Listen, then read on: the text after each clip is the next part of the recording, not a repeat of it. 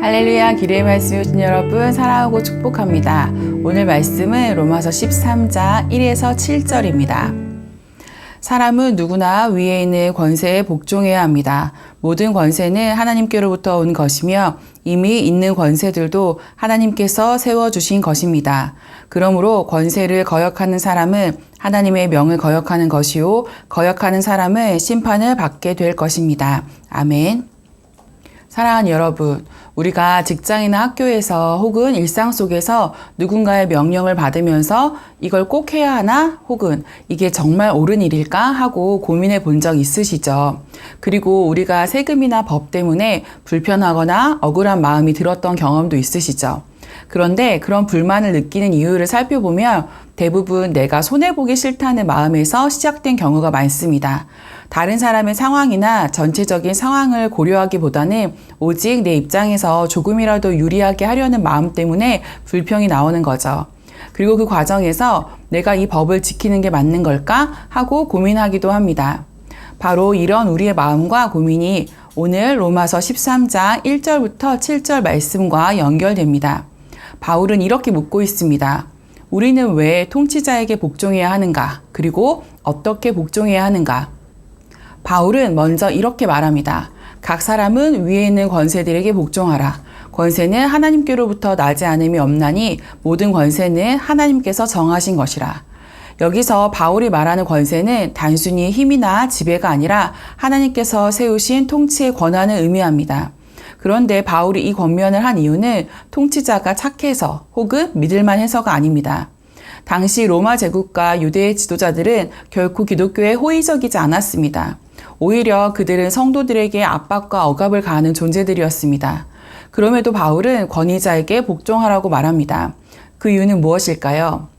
그것은 권위자가 하나님을 대신하여 세운 하나님의 사역자이기 때문입니다. 통치자가 바르거나 완전해서 복종하는 것이 아니라 하나님께서 세우신 권세임을 믿기 때문에 순종하는 것입니다. 우리가 권세에 순종하는 것은 결국 하나님의 주권을 인정하는 행위입니다. 그렇다면 성도는 구체적으로 어떻게 살아야 할까요? 바울은 이어서 말합니다.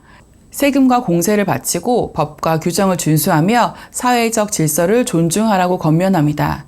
이것이 단순한 사회적 규율이 아니라 하나님 앞에서 양심과 말씀에 따라 성실하게 살아가는 신앙의 표현이라는 것입니다.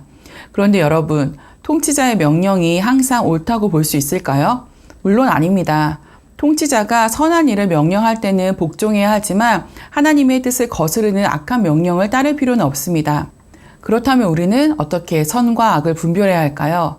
선과 악을 분별하는 단 하나의 기준은 바로 하나님의 말씀입니다.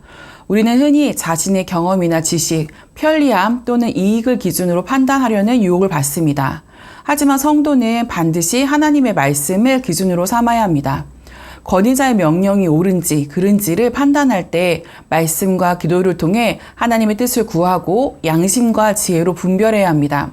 그리고 그 결과 하나님의 뜻에 반한다고 판단될 때는 감정이나 개인적 편익에 좌우되지 않고 지혜와 사랑으로 바로잡는 것이 하나님의 마음입니다.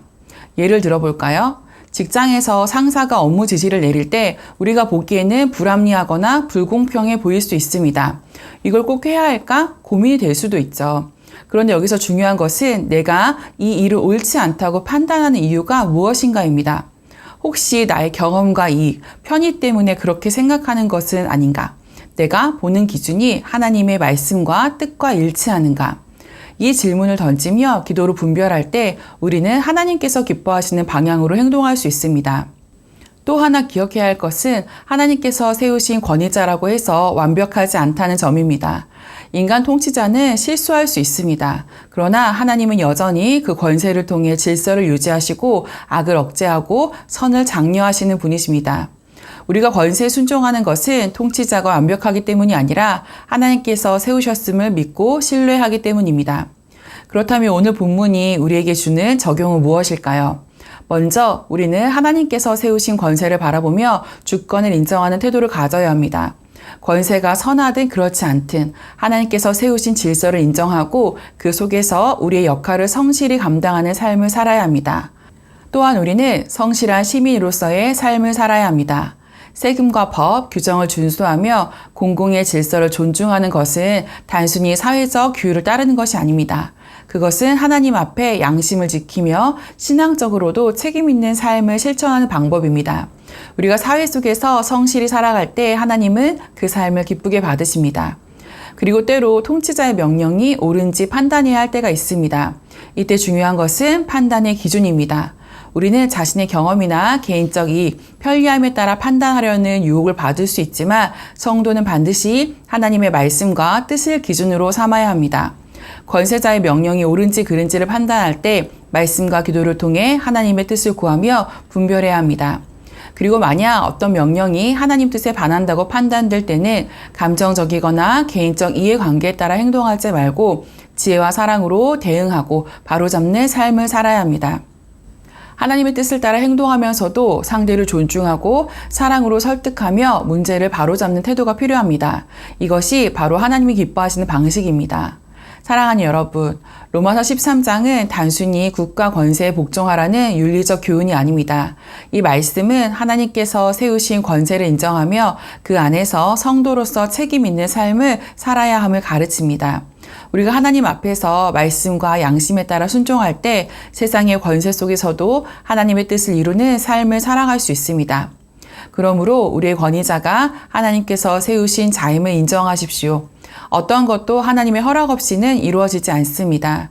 하나님께서 세우신 권세를 신뢰하며 성실하게 순종하고 말씀에 따라 분별하며 지혜와 사랑으로 살아가는 우리 기류의 가족 모두가 되시기를 축복합니다.